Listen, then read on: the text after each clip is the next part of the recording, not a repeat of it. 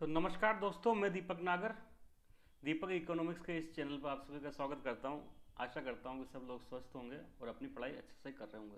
तो दोस्तों, इस चैनल पे हम बात करते हैं बेसिकली आज से मैं एक नया कंसेप्ट लेके आया हूं जिसको मैंने नाम दिया है अर्थ दर्शन। तो दोस्तों, इस चैनल पर अर्थ दर्शन मतलब जो इकोनॉमिक्स से रिलेटेड, चाहे वो इकोनॉमिक्स का मैटर हो, चाहे वो फाइनेंस का मैटर हो, चाहे वो बैंकिंग का मैटर हो, चाहे बैंकिंग का मैटर हो, इन सब के रिलेटेड जो करंट न्यूज चलती है, करंट न्यूज वगैरह चल रही है, उसको हम डिटेल में स्टडी करते हैं और बिल्कुल इजी लैंग्वेज में, डे टू डे की लैंग्वेज में। आपका कोई कॉमर्स बैकग्राउंड, इकोनॉमिक्स बैकग्राउंड होना कोई ज़रूरी नहीं है। यहाँ पर हम जो डेली के मुद्दे हैं उनको आसान आसान भाषा में इजीली सीख सकते हैं।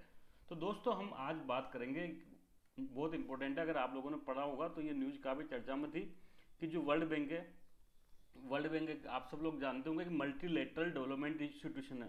मल्टीलेटरल डेवलपमेंट इसलिए कहा मैंने कि जब कई सारे देश मिलकर कोई संस्था बनाते हैं तो उसको मल्टीलेटरल कहते हैं।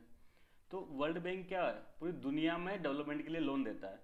तो एक इसने एक रिपोर्ट जारी करी है अपनी, बेसिकली इंडिया डेवलपमेंट अपडेट करके, India development update, India development update, इसको हम IDU कह सकते हैं।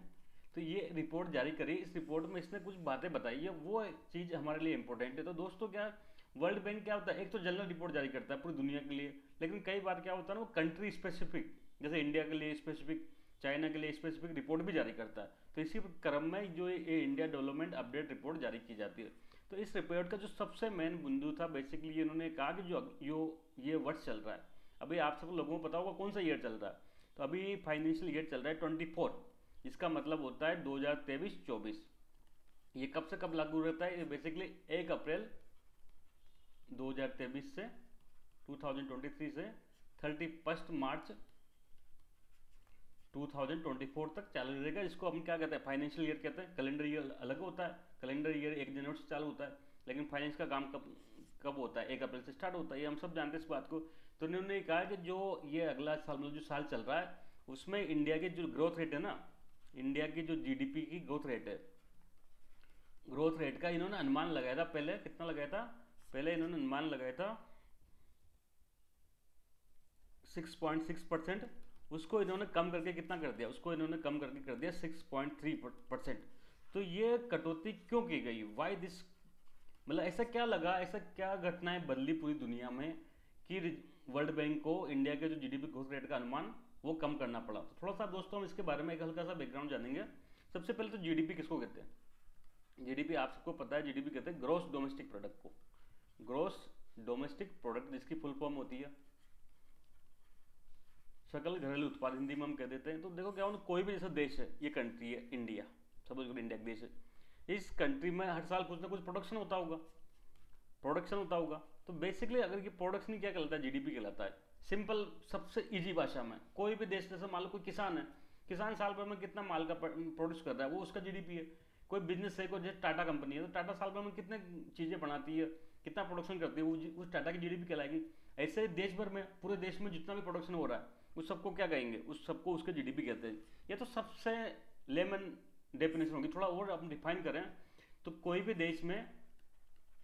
देश में क्या होता है, एक तो उत्पादन होता है गुड्स का, वस्तुओं का, जैसे कृषि में, जैसे कि क्या होता है, फैक्ट्री में वस्तुएं बनती है।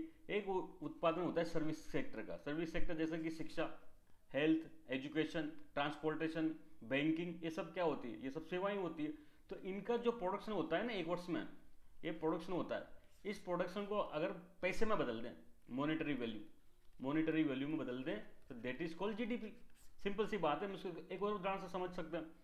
जैसे कि एक देश है भारत, अब आप सबको पता है इकोनॉमी के 3 सेक्टर होते हैं प्राइमरी, जिसमें क्या होती है, एग्रीकल्चर। बेसिकली प्राइमरी में मेन पार्ट क्या होता है, एग्रीकल्चर होता है। सेकंड हम सेकेंडरी कह सकते हैं या इंडस्ट्री कहते हैं, एक ही बात होती है, सेकेंडरी इंडस्ट्री से। थर्ड होता है टर्सरी, या उसको सर्विस सेक्टर भी कहते हैं। तो सपोज करो साल भर में प्रोडक्शन कितना हुआ, एग्रीकल्चर में प्रोडक्शन हुआ 100 रुपये का, इंडस्ट्री में प्रोडक्शन हुआ 200 रुपये का, और सर्विस में प्रोडक्शन हुआ सपोज को 300 रुपये का।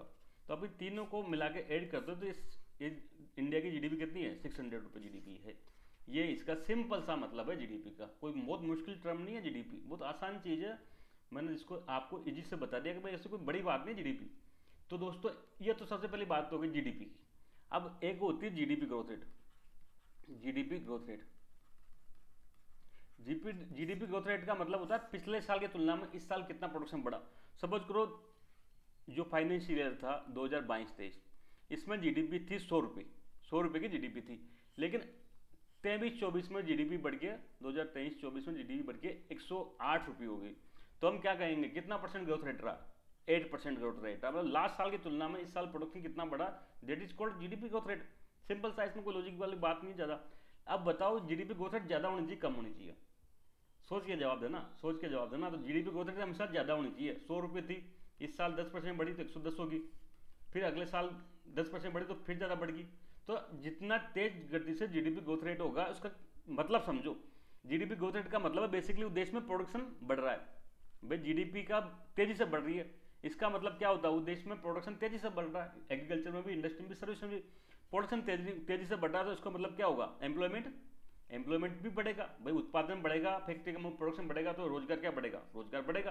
तो रोजगार बढ़ेगा, बेरोजगारी कम हो जाएगी, तो लोगों की आय में भी वृद्धि होगी, बेरोजगारी घटेगी। तो इससे क्या होगा? पीपल की जो इनकम होती है ना, जनता की आय, वो आय बढ़ेगी, तो इससे गरीबी दूर होगी। ये तो हम क्या चाहते हैं? अल्टीमेट उद्देश्य क्या होता है? जनता की आय बढ़ाना। तो इसलिए हर देश क्या करता है? हर देश ये प्रयास करता है दोस्तों कि जिसकी जीडीपी ग्रोथ रेट तेज गति से रहे। चाइना जो इतना डोन है ना, आज इतना पावरफुल है, बेसिकली उसने यही किया। 1980 के बाद चाइना की जो जीडीपी ग्रोथ रेट है ना, हर साल लगभग 10% रही। 90-80 के लगभग हम इंडिया और चाइना बराबर से थे जीडीपी दोनों की। लेकिन पिछले 40 साल में चाइना जिस गति से बढ़ा, हम नहीं बढ़ पाए, हमारी ग्रोथ रेट डाउन थी। तो चाइना हमसे आज 3-4 गुना बढ़ी, जीडीपी बढ़ गया। तो यही इन्होंने कहा कि जो ये साल है ना दोस्तों, जो 22-23 में जीडीपी ग्रोथ रेट कितनी रही थी? तो ये तो लास्ट डेटा आ गया, अभी 7% ग्रोथ रेट रही थी यहाँ पर। लेकिन जो 2023-24 है, अभी से इसका कई सारी संस्थाएं अनुमान लगाती है। जैसे इंटरनेशनल मॉनेटरी फंड ने लगाया कुछ अनुमान, 6.1% का लगाया।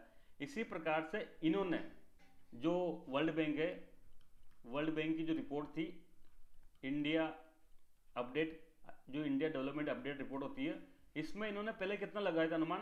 पहले अनुमान लगाया था 6.6% ग्रोथ रेट होगी। ये घटा के जो लेटेस्ट अपडेट आया ना, अभी कल की बात है, कल अप्रैल का, जो 4 अप्रैल की डेट थी शायद, उसमें ये घटा के कितना कर दिया? 6.3% कर दिया गया। मतलब अब इसका क्या मतलब है? इसका मतलब समझो। इसका मतलब है कि वर्ल्ड बैंक को क्या लग रहा है? वर्ल्ड बैंक को लग रहा है कि इंडिया की इकोनॉमी की स्थिति ठीक, मतलब ठीक है, पर उससे जो पहले उन्होंने अनुमान लगाया था उससे तुलना में गिरावट आ रही है। जो जीडीपी में क्या आएगी? गिरावट आ रही है। कहीं ना कहीं उनको लगता है कि पूरी दुनिया में स्थिति खराब हो रही है, तो भारत में उससे अछूता नहीं रहेगा, और इसलिए जो है ना, उन्होंने ग्रोथ रेट को, अनुमान को कम कर दिया। अब थोड़ा हम देखेंगे। देखो, मैंने बताया था वर्ल्ड बैंक का कौन सी रिपोर्ट थी? वर्ल्ड बैंक की रिपोर्ट थी इंडिया डेवलपमेंट अपडेट रिपोर्ट। ये नाम याद होना चाहिए आपको कि वर्ल्ड बैंक की कौन सी रिपोर्ट जारी करता है इंडिया के संबंध में। तो बेसिकली ये आईडी रिपोर्ट जारी करता है, इंडिया डेवलपमेंट अपडेट। तो लेटेस्ट में 4 अप्रैल को, कल की डेट में जारी की गई थी। इन्होंने क्या कहा? इन्होंने ये कहा कि जो फाइनेंशियल ईयर 23-24 है, उसमें जीडीपी ग्रोथ रेट कितना आ गया? 6.6 थी पहले, इसको घटा के कितना कर दिया गया है? 6.3% कर दिया गया है। लेकिन अब जो इस रिपोर्ट की खास बात है, आप लोगों को क्या लगता है?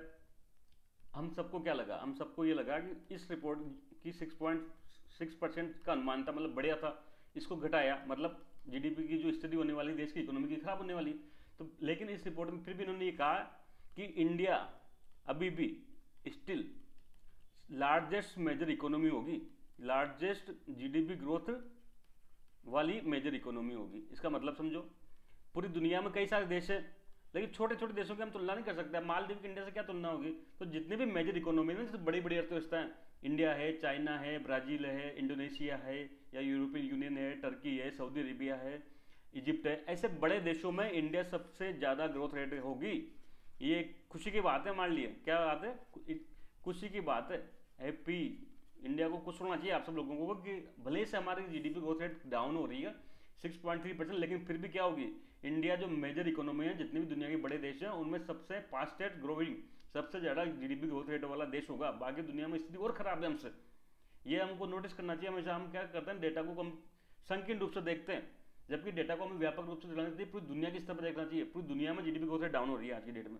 उसका रीजन मैं अभी थोड़ा डिटेल में बताऊंगा आपको, लेकिन पूरी दुनिया में क्या हो रही है? जीडीपी ग्रोथ रेट डाउन हो रही है। लेकिन उसके बावजूद भी हम है ना ग्रोथ कर रहे हैं 6.3% पर, और ये क्या है? मेजर इकोनॉमी में सर्वाधिक है, मैक्सिमम सबसे ज़्यादा है। तो इसलिए ओवरऑल इन्होंने ये कहा कि भाई ठीक है, इंडिया की हमने ग्रोथ रेट डाउन करी, लेकिन फिर भी इंडिया जो लार्ज इकोनॉमी है, मेजर इकोनॉमी है, उनमें सबसे बढ़िया प्रदर्शन कर रहा है।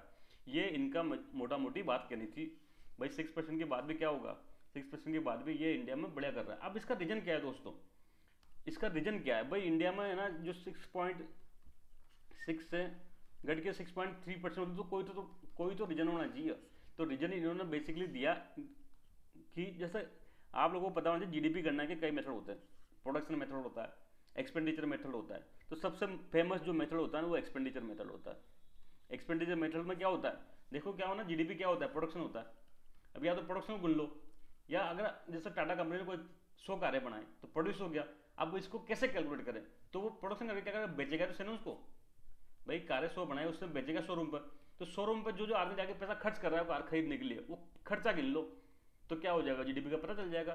तो एक्सपेंडिचर मेथड में बेसिकली हर आदमी कुछ ना कुछ खर्चा करता है, तो कुछ ना कुछ खरीदता है। खरीदी हुई चीज़ का क्या होता है, प्रोडक्शन होता है। तो उसका आधार पर क्या कर सकते हैं, जीडीपी की कैलकुलेशन कर सकते हैं। तो एक्सपेंडिचर मेथड में आप सबको पता होगा फॉर्मूला होता है C+I+G+X-M, चिकजम। ये बहुत फेमस फॉर्मूला होता है जीडीपी के इतिहास का। कैसा, ये होता है कंजप्शन। इंडिविजुअल आदमी कुछ ना कुछ उपयोग करता है। जैसे आपने बिस्किट खाया तो बिस्किट का फैक्ट्री में बनाऊंगा, तो मैंने जो बिस्किट का खर्च किया उसको जोड़ लूँ। या फिर और सारा जो इंडिविजुअल कई सारे कंजप्शन करते हैं, लैपटॉप खरीदा, मोबाइल खरीदा, टीवी खरीदी, टेबल खरीदी, फर्नीचर खरीदी, जितने भी हम उपभोग कर रहे हैं चीज़ों का, वो सब क्या कहने का कोई फैक्ट्री में प्रोड्यूस हुई होगी। तो एक तो होता है प्राइवेट कंजप्शन, जो इंडिविजुअल आदमी आप और हम जैसे कॉमन मैन कर रहे हैं। दूसरा होता है बड़े बड़े इंडस्ट्रियल, जो क्या करते हैं, इन्वेस्टमेंट करते हैं। जैसे कि टाटा कंपनी ने डिसाइड किया 1000 करोड़ का प्लांट लगेगा तो कुछ चीज़ें खरीदेगा, उसको खरीदेगा तो कहाँ का प्रोड्यूस हुआ होगा, तो जीडीपी में करना आ जाएगी। तो ये इन्वेस्टमेंट बेसिकली बिजनेसमैन के द्वारा किया जाता है बड़े बड़े प्लांट में, फैक्ट्री में, ताकि प्रोडक्शन बढ़ा सके। एक होता है जैसा कि आप और मैं खर्चा करते हैं, ऐसा गवर्नमेंट भी एक्सपेंडिचर करती है दोस्तों। गवर्नमेंट भी क्या करती है, एक्सपेंडिचर करती है। गवर्नमेंट रोड बनाती है, गवर्नमेंट ने बिल्डिंग बनाई, गवर्नमेंट ने क्या कि सैलरी वगैरह में खर्च किया, तो गवर्नमेंट भी एक्सपेंडिचर करती है। तो गवर्नमेंट एक्सपेंडिचर करेगी तो गवर्नमेंट को कुछ खरीदना पड़ेगा। गवर्नमेंट कार खरीदेगी, गवर्नमेंट ने इतनी सारी कारें खरीदेगी, गवर्नमेंट ने इतने सारे डिफेंस के उपकरण खरीदती है। गवर्नमेंट बहुत बड़ी मात्रा में चीज़ें खरीदती है। तो गवर्नमेंट का एक्सपेंडिचर ये हो गया। थर्ड हो गया एक एक्सपोर्ट, प्लस क्या हो गया, एक्सपोर्ट। जो चीज़ें हम दुनिया में एक्सपोर्ट करेंगे वो भी तो जाहिर सी बात है इंडिया में प्रोड्यूस हुई होगी, लेकिन इसमें से इंपोर्ट घटा देंगे। क्यों, क्योंकि हमने जीडीपी में क्या बात करते हैं, जीडीपी में बात करते हैं इंडिया में क्या प्रोडक्शन हो रहा है। तो ये इंपोर्ट जो हम दुनिया से मंगा रहे हैं, कच्चा तेल मान लो सऊदी अरब से मंगा रहे, तो यहाँ थोड़े प्रोड्यूस हुआ है इंडिया में, तो इंडिया की जीडीपी में क्यों आएगा। तो ये इसका बेसिकली फॉर्मूला होता है चिकजम का। चिकजम ये इंपॉर्टेंट फॉर्मूला होता है, चिकजम। तो इस रिपोर्ट में कुछ बातें कही गई है सबके बारे में। सबसे पहले बात तो इन्होंने कहा जो प्राइवेट कंजप्शन है ना, प्राइवेट कंजप्शन वो घट रहा है, उसकी जो ग्रोथ रेट है ना स्लो हो रही है। क्यों हो रही है, आप सबको पता होगा जो रिजर्व बैंक ऑफ इंडिया है, रिजर्व बैंक ऑफ इंडिया ने लगभग अप्रैल 2022 के बाद रेगुलर अपनी रेपो रेट बढ़ा रहा है। क्या कर रहा है, रेपो रेट बढ़ा रहा है। लगभग 250 बेसिस पॉइंट पर की रेपो रेट बढ़ाती। रेपो रेट वो रेट होती है जिस पर आरबीआई किसको लोन देते हैं, बैंक को लोन देते हैं। अब मुझे इतनी बात बता दो, आरबीआई बैंक को महंगा लोन मिलेगा तो जनता को सस्ता लोन मिलेगा कि महंगा मिलेगा। तो बैंक भी क्या करेंगे, कंज्यूमर को महंगा लोन देंगे। तो जब लोन महंगे हो जाएंगे दुनिया में या भारत में, तो आदमी क्या होगा, खरीदारी करना बंद कर देगा। पहले जो मैं लोन लेके कार खरीदता था, लेकिन अब थोड़ा लोन महंगा हो गया तो मुझे लगता है यार जब लोन सस्ता होगा बाद में खरीदेंगे कार। तो इसलिए जो इसमें कंजप्शन में क्या हो रहा है, कंजप्शन में स्लो डाउन आ रहा है। क्या आ रहा है, स्लो डाउन आ रहा है, जिसका रीजन है ये इंटरेस्ट रेट बढ़ गई देश में। इंटरेस्ट रेट या रेपो रेट बढ़ने के कारण देश में slow down, consumption slow down हुआ। अब जब बताओ मुझे सी कम हो जाएगा तो ओवरऑल जीडीपी कम होगी, घटेगी। भाई जीडीपी के कितने 4 कंपोनेंट है मोटा मोटी, अगर सी कम होगा तो मुझे बताओ जीडीपी बढ़ेगी घटेगी, जीडीपी भी घटेगी। इसके बाद इन्वेस्टमेंट तो इन्वेस्टमेंट के बारे में इस रिपोर्ट में कुछ खास बात नहीं कहा कि ठीक है ये लगभग एवरेज है, मतलब ना घटा बढ़ा कुछ नहीं, ठीक है जैसे इसकी स्थिति चल रही थी वैसे चल रही है। लेकिन इस रिपोर्ट में एक जी के बारे में कहा गया, इस रिपोर्ट में एक जी क्या था, गवर्नमेंट एक्सपेंडिचर। गवर्नमेंट कई सारी चीजें खरीदती है, लेकिन दोस्तों आप लोगों को पता होगा 2020 के बाद में गवर्नमेंट में जब लॉकडाउन लगा था, तब उसके बाद दुनिया के हर देश में जीडीपी को पुराना, इकोनॉमी को पुराना दोबारा खड़ा करने के लिए क्या किया था, पैकेज दिए थे, बड़े बड़े पैकेज दिए थे। लगभग जैसे आत्मनिर्भर भारत पैकेज में इंडिया में लगभग 20 लाख करोड़ का पैकेज दिया था। तो जब गवर्नमेंट इतनी मात्रा में पैसा खर्च करेगी तो जी बढ़ेगा नहीं बढ़ेगा गवर्नमेंट एक्सपेंडिचर। लेकिन अब ये रिपोर्ट ये कह रही है कि जो 2020 में जो पैकेज दिए थे ना, कोविड पैकेज कह सकते हैं, वो क्या हो रहा है, वो अब विड्रॉल हो रहा है। जब वो विड्रॉल हो रहा है तो जाहिर सी बात है जी भी कम होगा, जब जी कम होगा जीडीपी भी कम होगा, जब जीडीपी भी कम होगा। तो हमने सी देख लिया, आई में हमने देखा कि ज़्यादा चेंज नहीं है। अब हम जी देख लिया, जी क्यों कम हो रहा है, गवर्नमेंट जो एक्सपेंडिचर है वो स्लो क्यों हो रहा है, क्यों? क्योंकि जो पैकेज दिया था ना उस टाइम, उसका धीरे धीरे इंपैक्ट अब खत्म हो गया, वो पैकेज का प्रभाव क्या हो रहा है, अब सब समाप्त हो गया, तो गवर्नमेंट का खर्चा अब कम हो रहा है। साथ में जब इतना बड़ा पैकेज दिया तो गवर्नमेंट को खूब कर्जा चढ़ गया था उस टाइम, तो गवर्नमेंट क्या कर रही है, धीरे धीरे अब अपने जो कर्जे को कम करने के लिए अपने खर्चे में कटौती कर रही है, तो जी में स्लो डाउन हो गया। अब एक था एक्स माइनस एम, एक्स में क्या था दोस्तों, एक्सपोर्ट। अब एक्सपोर्ट हम क्या करेंगे, इंडिया से दूसरे देशों को माल भेजते हैं, इंडिया टू अदर कंट्री को। लेकिन आप लोगों को पता होगा वैश्विक स्थिति अभी वर्तमान टाइम में सही नहीं है, जो ग्लोबल सिनेरियो है ना इकोनॉमी का, वो सही नहीं है। कैसे? सबसे पहले तो एक तो क्या हो गया, वार चल रहा है, यूक्रेन रशिया वार। इस वार से क्या हुआ, पूरी दुनिया को इस वार से इंपैक्ट पड़ा है, जो हमारे एक्सपोर्ट पूरी दुनिया में होते हैं वो लगभग थोड़े बहुत कम हो गए कई जगह पर। फिर कई जगहों पर क्या हो गया, स्लो डाउन की स्थिति हो रही है। आप लोगों को पता होगा जो अमेरिका फेडरल बैंक वगैरह है, जिससे अमेरिका का फेडरल बैंक है, इसने भी क्या किया, रेपो रेट बढ़ा रखी है अपनी। जब रेपो रेट बढ़ाएगी तो वहाँ क्या हो जाएगा, लोन महंगा हो जाएगा, तो वहाँ भी क्या करेंगे, लोन लेके इंडिया की चीज़ें खरीदेंगे नहीं। तो ओवरऑल क्या होगा, ये एक्सपोर्ट भी बाहर से प्रभावित हो रहा है, इसमें इतनी ग्रोथ नहीं हो रही जितनी ग्रोथ होनी चाहिए थी। तो इस प्रकार से ये रिपोर्ट दोस्तों यही कहती है कि ये सब फैक्टर की वजह से क्या हो रहा है, सब फैक्टर की वजह से इंडिया की जो जीडीपी ग्रोथ रेट है ना वो 6.6% से घट के कितनी रह जाएगी, 6.3% रह जाएगी। तो दोस्तों आज के लिए इतना ही, जल्द हम मिलेंगे नेक्स्ट लेक्चर में, तब तक थैंक यू, जय हिंद।